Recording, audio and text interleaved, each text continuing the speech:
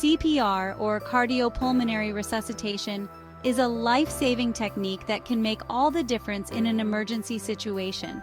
It involves chest compressions and rescue breaths, which help to manually circulate oxygenated blood to the brain and other vital organs when someone's heart has stopped beating.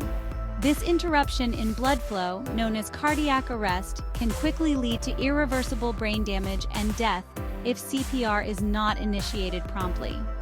Learning CPR empowers individuals to become immediate responders and potentially save lives.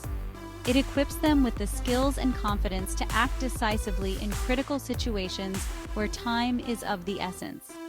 By understanding the fundamentals of CPR and knowing how to perform it correctly, anyone can become a vital link in the chain of survival.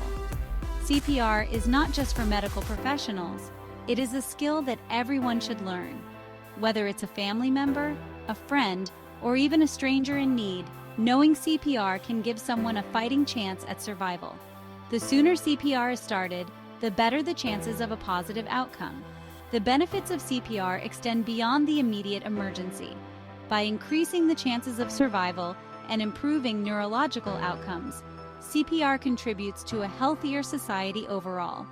It empowers individuals to make a difference and potentially save lives, making it an invaluable skill that everyone should consider learning.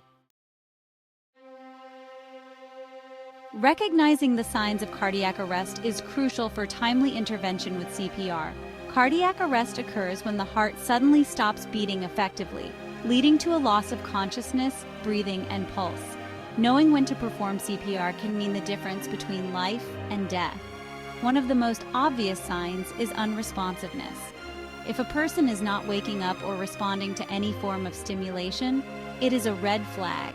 Check their responsiveness by gently shaking their shoulders and asking loudly, "Are you okay?" Next, assess their breathing. Look for chest movements, listen for breath sounds, and feel for exhaled air on your cheek. If there is no normal breathing or only gasping breaths, it indicates a serious problem. Finally, check for a pulse.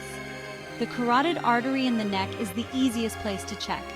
If there is no pulse or if you are unsure, it is always best to err on the side of caution and begin CPR immediately. Remember, time is critical in cardiac arrest. Every second without oxygenated blood flow to the brain increases the risk of permanent damage. Do not hesitate to act if you suspect someone is experiencing cardiac arrest. Call 911 or your local emergency number immediately and begin CPR.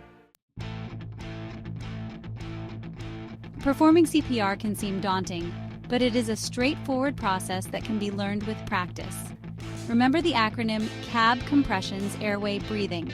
1. Position the person on their back on a firm, flat surface. Kneel beside their chest. 1. Place the heel of one hand on the center of their chest, just below the nipple line. Place your other hand on top of the first hand, interlacing your fingers. 1. Position yourself directly over your hands, keeping your arms straight. Use your upper body weight to push down on the chest at least 2 inches deep. 1.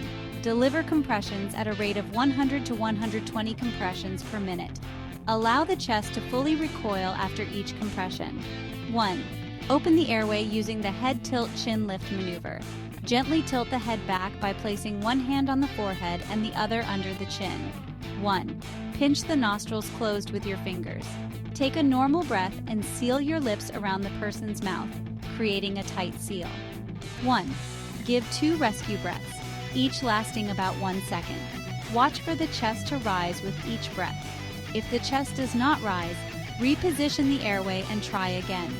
Continue cycles of 30 chest compressions followed by 2 rescue breaths until help arrives or the person shows signs of life. Remember, the key to effective CPR is continuous, high-quality compressions and proper rescue